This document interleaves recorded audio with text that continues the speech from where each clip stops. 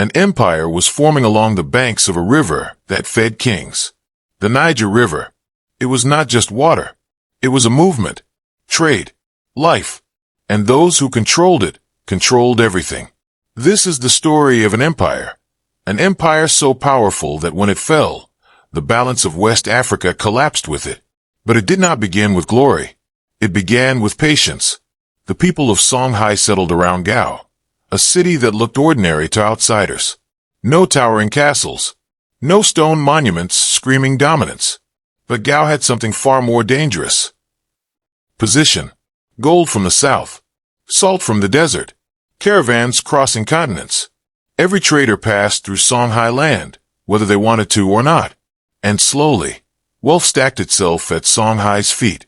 For years, they lived under the shadow of greater empires. First Ghana, then Mali. They watched. Tihe learned. And when Mali began to weaken, Songhai did not rush. They waited.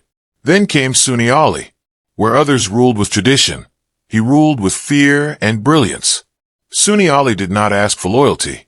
He enforced it. He built a naval force on the Niger River, something unheard of at the time. While enemies marched on land, Songhai attacked from water. Cities fell before they understood what was happening.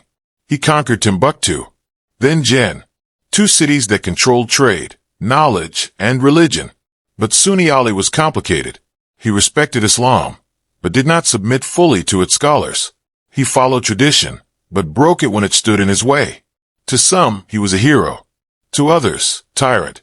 But to history, he was the man who forged Songhai into a weapon. By the time he died, Songhai was no longer a kingdom. It was an empire. Yet the most powerful phase had not even begun. When Askia Muhammad took power, many expected chaos. Instead, they got order. Where Sunni Ali conquered, Askia organized. He divided the empire into provinces, appointed governors, standardized taxes, created laws that applied across thousands of miles. For the first time, Songhai was not just strong. It was stable. Askia understood something rare. An empire does not survive on swords alone. It survives on systems.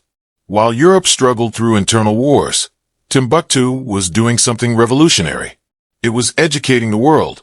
Universities, libraries, thousands of handwritten manuscripts. Law, astronomy, medicine, philosophy. Students traveled from North Africa and the Middle East just to study there. Gold funded knowledge. Knowledge reinforced power. Songhai ruled not only through force, but through intellect. And that made it dangerous. Inside Songhai, daily life followed strict order. Markets were regulated. Trade routes were protected by soldiers. Justice was enforced through Islamic courts.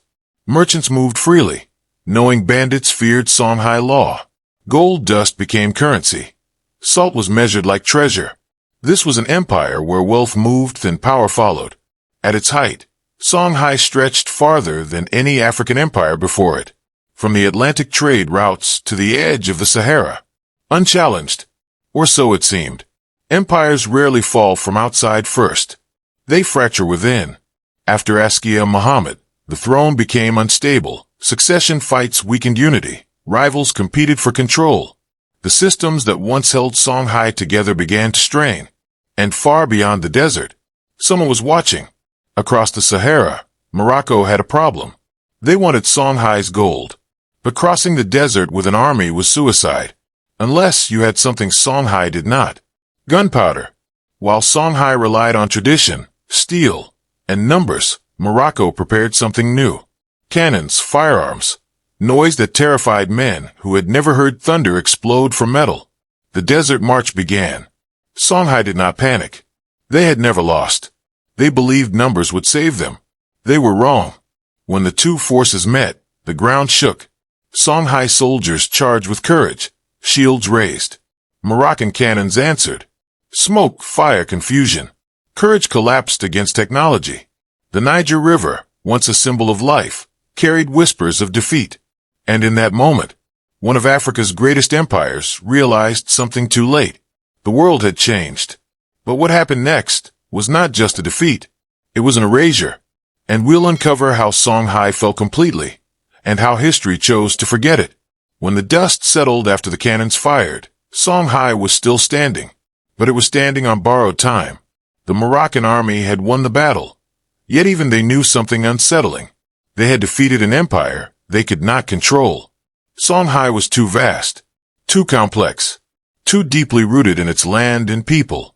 And so, instead of ruling it, they broke it. Victory did not bring peace. It brought confusion.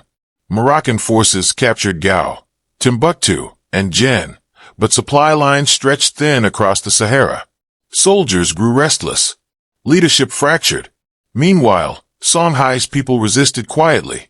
Local rulers reclaimed authority. Former generals carved out territories. What once moved as one body now moved as scattered limbs. The empire had not been destroyed. It had been disassembled, and that made it harder to remember. Timbuktu suffered the deepest wound, not because it was conquered, but because it was misunderstood. Moroccan rulers saw gold. They did not see knowledge. Scholars were arrested. Teachers were exiled. Libraries were neglected, hidden, or destroyed. Manuscripts, written by African hands, in African cities, were scattered across deserts and borders. Some were buried to protect them.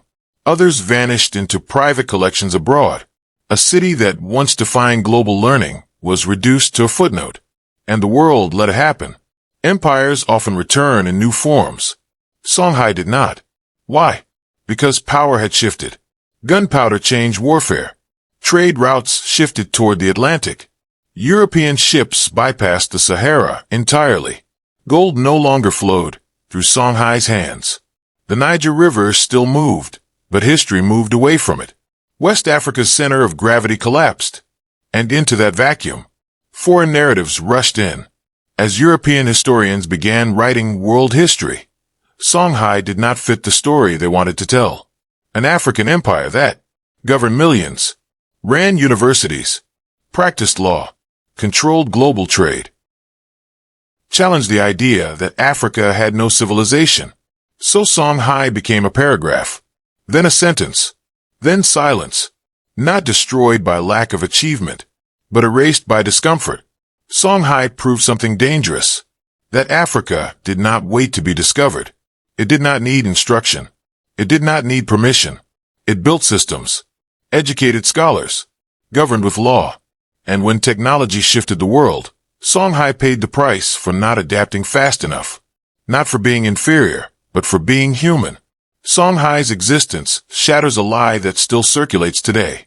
The lie that Africa had no structure, no governance, no knowledge. Songhai had ministers, judges, tax systems, trade regulations. Its soldiers followed command structures. Its cities followed planning. Its scholars debated philosophy, while others were burning libraries. This was not chaos. This was civilization. After Songhai fell, no trumpet announced the end. There was no dramatic collapse broadcast to the world. Just quiet. Quiet cities. Quiet roads. Quiet pages in history books.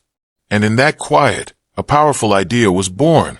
If no one remembers it, it must not have mattered. But silence is not proof of absence. It is often proof of suppression. Songhai is not just a story of the past.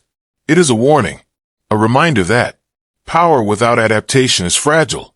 Knowledge without protection can vanish. Greatness can be erased if no one defends its story. And it is also a challenge, because every time Songhai is remembered, a narrative breaks. Every time its story is told, history becomes less comfortable. What if Songhai had adapted faster? What if gunpowder had arrived earlier? What if Timbuktu's manuscripts had shaped global education? What would the world look like if African knowledge had not been sidelined? We will never know. But what we do know is this. Songhai was real. Songhai was powerful. And Songhai mattered. Empires do not disappear because they were weak. They disappear because someone benefits from their absence. Songhai was not forgotten. It was left out. And remembering it today is not nostalgia. It is correction. If you're watching this, you are part of that correction. Because every view, every share, every comment brings Songhai back into the light. And history hates being exposed. Hit the subscribe button, like, comment, and share so other people will learn from T. His